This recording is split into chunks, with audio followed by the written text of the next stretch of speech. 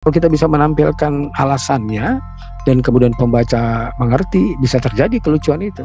Nah, ini dari karakter seperti ini, kondisi seperti itu bisa kita create jadi sebuah cerita yang lucu.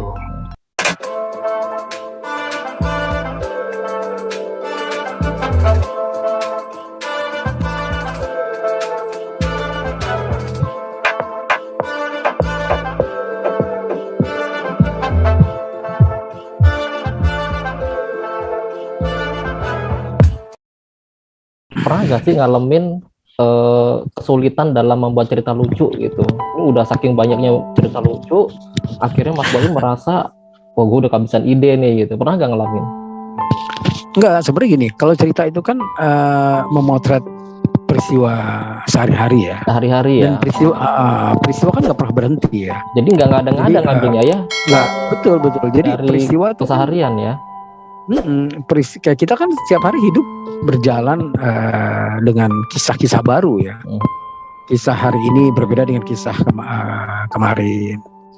Kisah kemarin berbeda dengan kisah esok hari. Jadi kalau kita mainkan itu nggak akan pernah habis cerita sebetulnya. Jadi cerita selalu ada seiring dengan kehidupan kita sebetulnya. Gitu. Tapi kan beda Mas Boy ini.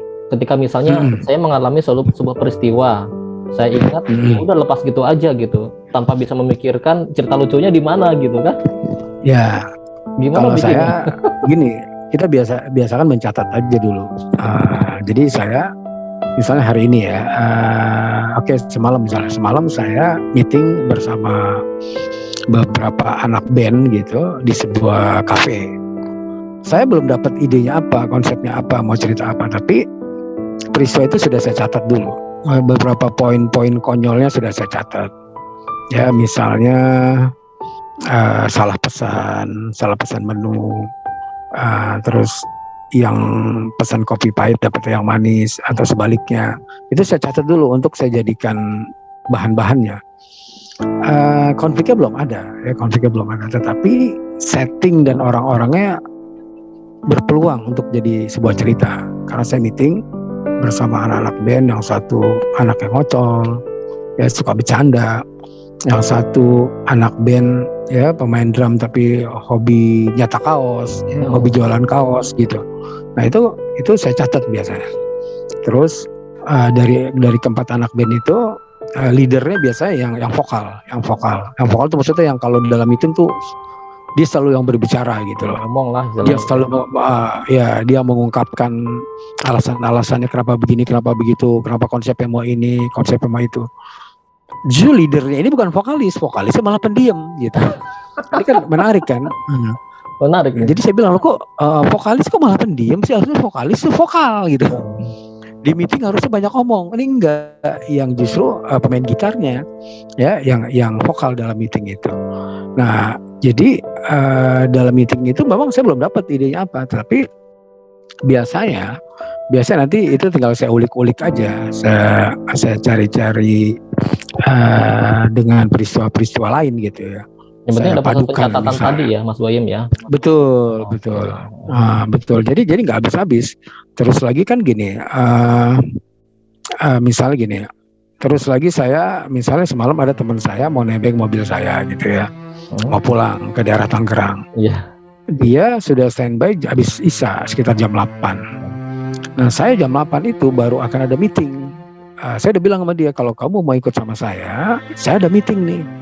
Nah meeting zaman sekarang itu bukan meeting yang bisa ditentukan jamnya, jam 8 sampai jam 9. Karena meeting itu saya 1 jam itu nyari tempat aja. Jadi keliling-keliling bersama para peserta meeting cari-cari tempat. Karena tadi mau tempat di warung ini ya, namanya warung Sunda. Nggak, ada yang bilang nggak enak itunya, kurang seger. Kita cari yang sana aja, pindah ke kafe A. Kafe A juga kurang enak, gini-gini, parkirnya sempit, pindah lagi. Jadi 1 jam itu belum meeting, cuma nyari tempat, cari tempat doang. Ini kayaknya pengalaman pribadi. Betul, itu kan lucu jadi ya. Nah sementara kita bayangin teman saya yang sudah mau bareng sama saya. Iya. Saya bilang kamu tunggu aja di depan kantor, tunggu aja. Paling saya meeting sebentar kok. Memang pembahasannya sebentar. Iya. Tapi gimmick meeting itu banyak banget. Setelah dapat tempat meeting yang baru, terus kita duduk semua sama-sama. pesan makanan tuh bisa ngabisin waktu setengah jam sendiri ya. Karena yang satu menunya ini, kalau ada 10 orang, satu orang si waiter nyatet satu menu. Kadang dia ada orang tuh mau pesan menu dengan gampang ya. Mbak, saya teh tawar hangat sama makannya ayam goreng, udah beres. Ada ya orang yang, Mbak itu ayam bakar apa sih Mbak? Ini ayam bakar, dijelasin tuh. Ayam bakar ini, itu dada apa Pak? Oh ke dada, kalau dada gini. Itu ini ya, sambal ini ya. Jadi ada orang yang sampai mau pesan menu aja tuh nanya ke waiter, sampai waitersnya tuh mau resign gitu. Saking banyak banget pertanyaan dan melelahkan gitu loh. Sampai waiters bilang, Mbak nih saya nih pelayan di sini ya, bukan mau interview jadi karyawan. Jadi dari peserta meeting itu punya karakter unik-unik tuh. Iya. Ada ditanya sama waiters saya gitu. Kalau Bapak mau pesan apa? Saya terserah Mbak. Apa yang Mbak suka saya suka. Menggoda itu. Sampai Mbaknya bingung kan? Iya, Mbaknya bingung mau nulis apa gitu. Terus ada lagi sebelahnya lagi dia punya pesan teh. Saya teh aja gitu. Terus Mbaknya nanya, manis apa? Nggak perlu manis, yang penting setia. Wah, ini nggak bisa habis nih lucunya nih. Nah, jadi dari peserta meeting aja tuh bisa melahirkan karakter konyol. Iya. Asal dikembangin. Ada lagi satu ya. yang teman saya lagi mau pesan ikan dia. Bapak pesan ikan bakar apa yang goreng? Langsung dia tiba-tiba diam kayak sedih gitu. Saya tanya, kenapa Mas pesan ikan jadi sedih? Saya ingat ibu saya. Ibu saya meninggal dunia gara-gara ikan? Enggak, gara-gara sakit. Cuma waktu itu pas ibu saya meninggal, saya nungguin ibu saya sambil makan ikan. Setiap kali saya pesan ikan, saya teringat ibu saya. Jadi mau meeting itu, waktu nyari tempat 1 jam, pesan menu hampir 1 jam. Itu udah 2 jam ya. Jam 8, 9, 10 udah 2 jam tuh. Sekarang Mas Billy bayangin teman saya yang nunggu di depan kantor saya. Dia nunggu, saya bilang, Mas masih lama meetingnya? Saya bilang, baru dapat tempat nih, saya bilang. Ya sih masih lama. Coba kamu ini aja dulu deh, pesan nasi goreng aja dulu. Saya bilang, di depan kantor ada nasi goreng. Kamu pesan nasi goreng apa nanti saya yang bayarin. Bayangin orang yang tadi mau ikut nebeng saya, sampai jadi tanggung jawab saya kan. Nanti kamu yang bayarin nasi gorengnya. Kau pesan aja. Enggak Mas, saya udah 2 piring nih Mas. Jadi saking lama nunggu saya meeting itu dia sampai pesan jam 10 pun belum selesai. Nah, kemudian kita meeting akhirnya jam 10 baru mulai lah. Baru mulai dia duduk terus teman saya sebagai pimpinan meeting membuka. Mari teman-teman kita berdoa. Gak lama waiters datang lagi. Kasih tahu ke kita, Pak, kafe ini sekarang tutupnya jam 10. Kenapa tadi nggak bilang sih? Itu kita udah pesan macam-macam makan. Jadi pesanan tadi gimana? Ya pesanan tadi nggak bisa kita eksekusi Pak. Jadi si waiters itu nyatet capek dari jam 9 nyatet, dia turun ke bagian ke dapurnya, laporan ke chefnya kali, manajer bilang, lu lama amat nyatet pesanan. Ya orangnya lama semua Pak, katanya orangnya kalau dicatat makannya lama. Gila lo nyatet tapi 1 jam, ini tutup lah nih kafe kita. Udah kasih tau aja tuh semua tutup. Udah Mas Bayum ini saya bisa sampai nggak kuat napas ini, ketawa terus ini. Jadi meeting itu tragedi banget. Nah sekarang kita combine dengan teman saya tadi yang nunggu depan kantor tadi kan. Dia udah makan nasi goreng 2 piring, kaki udah kesemutan, mau nebeng bareng saya kan, WA ke saya. Saya bilang, sorry nih meetingnya belum mulai, gue harus cari tempat lagi. Bayangin tuh berapa orang kita keluar kafenya gitu. Cari tempat lagi. Dan itu udah malam kan. Udah malam gitu. Udah masuk itu tuh. Aduh saya ngarang Mas Bim ngomong ini. Lucu banget. Nah jadi cerita lucu tuh lahir sebenarnya spontan aja. Iya. Mas Bim gini. Dari kan saya pernah kasih tau Mas Boim ya, waktu anak saya baca buku Mas Boim tuh novel Mas Boim dan anak saya tertawa terus Mas Boim, apalagi saya gitu, saya sampai nggak bisa nahan sakit perut gitu. Nah ini kan kadang-kadang selera anak sama orang dewasa beda-beda ya lucunya ya, tapi kok Mas Boim bisa gitu, anak tertawa, orang dewasa juga tertawa. Saya kadang-kadang kalau baca cerita yang anak saya baca, dia ketawa, saya nggak ketawa. Nah kadang-kadang saya ketawa, dia nggak ketawa. Tapi ketika baca novelnya Mas Boim, kita sama-sama ketawa gitu. Jadi antara orang dewasa sama anak-anak itu ketika mau menikmati novel lucu Mas Boim kok bisa ketawa. Nah itu gimana rahasia Mas? Iya. Ada batasan ketawa ini artinya orang dewasa sama anak-anak ini. Iya. Jadi sebenarnya kan ketawa atau rasa lucu ini universal ya, maksudnya umum. Secara umum bisa dinikmati oleh anak kecil, secara umum bisa dinikmati juga oleh remaja. Nah, jadi kita ambil cerita yang kalau tadi cerita tentang meeting itu barangkali anak kecil nggak ngeh ya meeting seperti apa. Yeah. Kenapa meeting harus di kafe?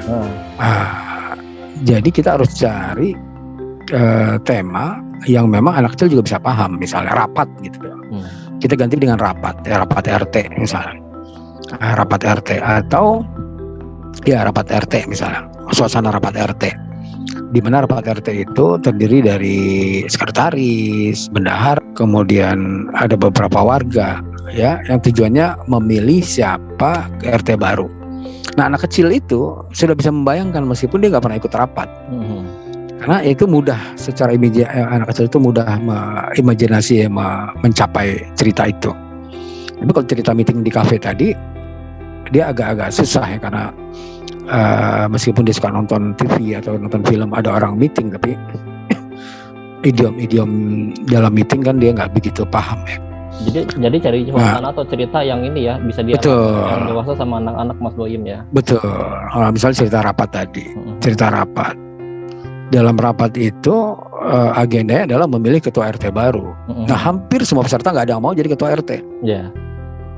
Ya, karena nggak mau alasannya. Ini kenapa kamu nggak mau alasannya? Karena saya sibuk masih kerja. Yang ini saya badan sering nggak enak badan. Begini intinya, bagaimana biar anak bisa ngerti, biar remaja bisa ngerti, biar orang dewasa bisa ngerti. Maka ada cerita yang secara pemahaman bisa dipahami, dipahami oleh semua orang. Maka tuh ada cerita-cerita keluarga kan ya, cerita-cerita kalau di TV ada cerita untuk keluarga. Biasanya konflik-konflik yang disajikan adalah konflik yang bisa dipahami oleh anak-anak, dipahami oleh ibu bapaknya gitu. Nah tinggal kalau saya mau bikin komedi ya saya tinggal cari sisi-sisi lucunya. Bagaimana ini biar lucu nih, itu ya. Misalnya cerita legenda Malin Kundang misalnya. Malin Kundang anak durhaka. Nah Malin Kundang anak durhaka ini udah melekat di dunia anak-anak. Bapak-bapak juga udah ngerti. Tinggal nge-twist gimana supaya lucunya gitu. Apakah Malin Kundangnya saya bikin tobat ya. Malin Kundang tidak durhaka lagi, yang durhaka temannya gitu.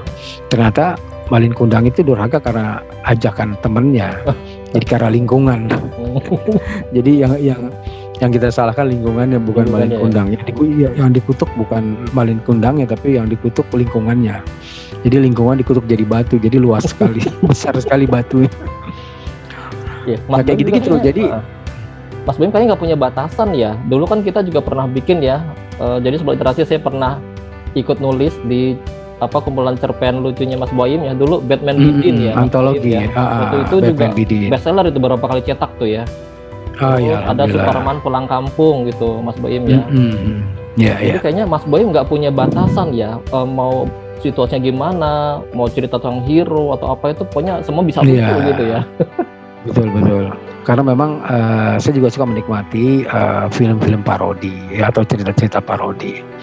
Nah kemudian biasanya saya juga pengen bikin sih misalnya plesetan Superman. Jadi misalnya kayak Superman Pulang Kampung, ada sosok pemuda bernama Superman ya, yang rambutnya keriting di depan gitu, mirip Superman misalnya.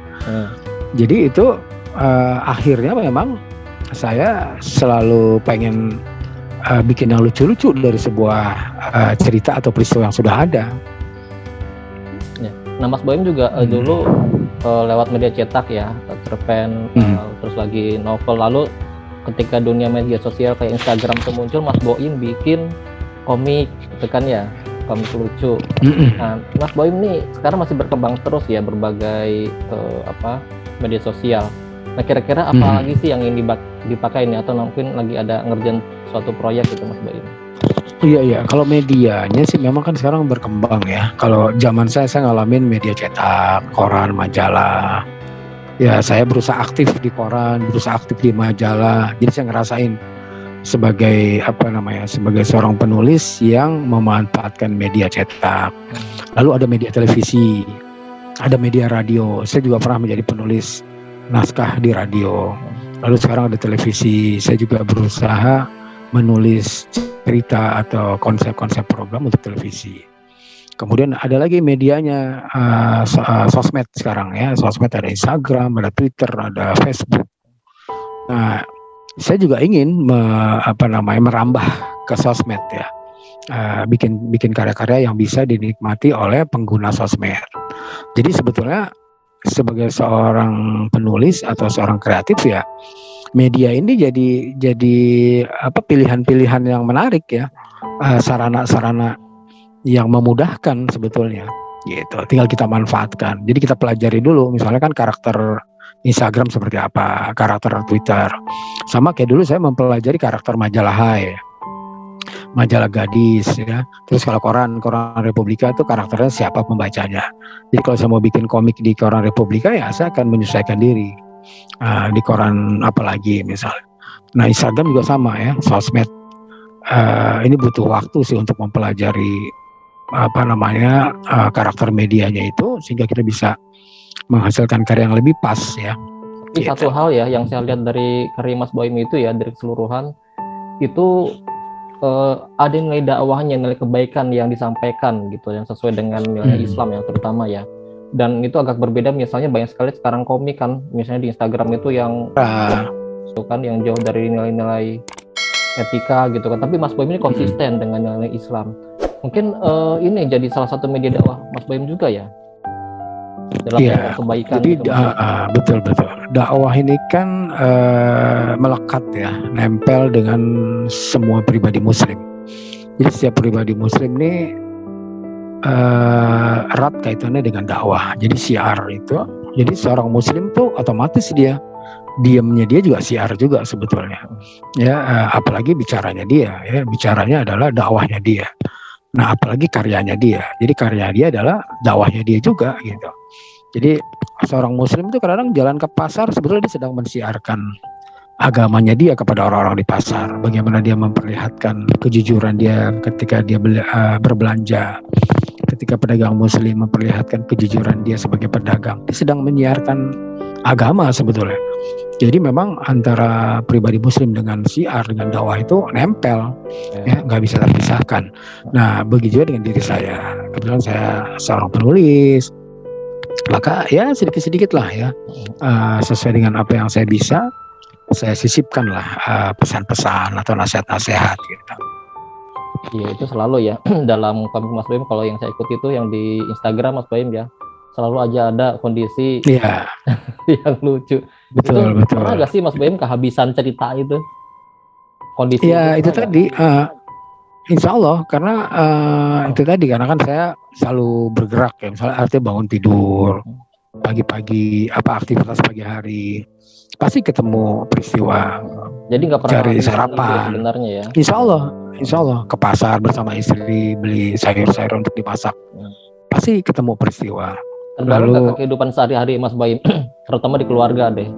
Ini kok bokap gue kok lucu mulu gitu. Temen gue kok lucu mulu gitu. Nggak terbawa Mas? Iya, artinya sekarang satu sama lain jadi saling mengetahui kan ya. Karena kan kita kan bergaul dengan orang-orang yang berbeda-beda karakter, berbeda-beda watak ya. Tetangga ada yang lembut, ada yang keras, ada yang pendiam, ada yang ngocol juga, ada yang suka bercanda juga. Nah, jadi akhirnya mereka tahu kalau saya nih sebagai tetangga yang suka bercanda, gitu. Jadi artinya itu udah jadi karakter masing-masing, gitu, karakter masing-masing dalam kehidupan sehari-hari. Ya, mungkin mereka juga kadang-kadang khawatir, wah dekat seorang penulis cerita lucu ntar karakter gue jadi lucu nih, jadi cerita nih gitu ya. Iya, memang banyak sih teman-teman saya tuh yang kadang-kadang Gitu ya. besok-besok tahu, oh ada nama gue itu. Kadang-kadang saya suka iseng emang. Jadi kalau saya bikin cerita tuh kadang-kadang saya masukin nama orang yang saya kenal gitu. Terus ketika dia tayang atau dia udah terbit gitu, saya suruh baca dia. Oh, nama gue nih. Dia ketawa-ketawa aja. Nah biasa sih teman-teman saya pada senang-senang aja karena dalam cerita itu memang saya nggak ngejelekin namanya dia gitu. Justru malah sering banget orang malah pengen namanya dimasukin ke dalam cerita-cerita saya. Mas Boim sekarang lagi ngerjain apa nih? Kalau komik masih ya? Komik insya Allah masih ada, komik Haji Boim masih ada. Terus perlupusan juga masih jalan. Saya bersama Mas Ilman sedang menyiapkan versi filmnya ya, film dan bukunya. Film lupus Mas Boim ya? Ada film jadi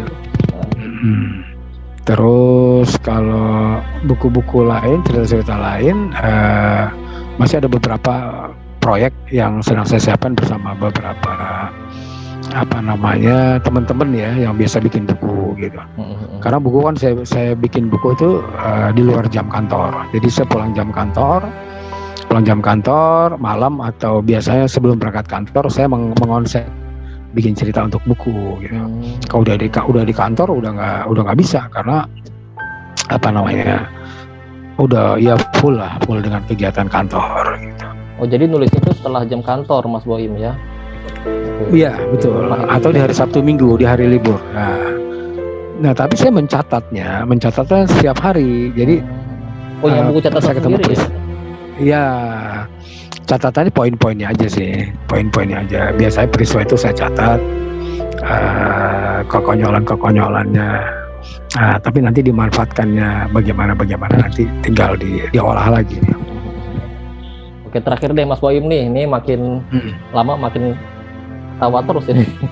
Mas Boim apa sih pencapaian yang ingin digapai gitu Mas Boim? Oh apakah ingin misalnya nanti novel-novelnya ingin difilmkan atau bagaimana Mas Boim? Pencapaian? Ya sebetulnya sih sederhana ya, kalau saya sih nggak terlalu muluk-muluk. Kalau saya bikin sesuatu, buku, cerpen, program TV ya sebagai saya seorang produser, kemudian sinetron misalnya, ya paling nggak apa yang saya buat itu bermanfaat ya, bisa menghibur. Kemudian juga ada pesan-pesan yang bisa diambil ya, dipetik hikmahnya ya, gitu. Itu aja sih sebetulnya. Ya kalau laris atau nggak laris, sukses atau sukses itu kan bonus ya, bonus. Kadang-kadang kita bikin sesuatu kurang sukses misalnya, tapi tiba-tiba bikin sesuatu sukses banget gitu. Padahal rumus dan formulanya sama ya, formulanya sama, rumusnya sama. Nah jadi kalau menurut saya kesuksesan itu bonus aja, yang penting prosesnya aja. Kita berkarya terus Mas Boim ya. Betul. Jadi jangan sampai kosong gitu. Habis selesai ini bikin lagi yang ini, selesai ini siapkan lagi yang ini. Begitu kira-kira. Terima kasih banget Mas Boim atas waktunya. Banyak sekali cerita lucu yang diumbar dalam diskusi Cakap Literasi ini.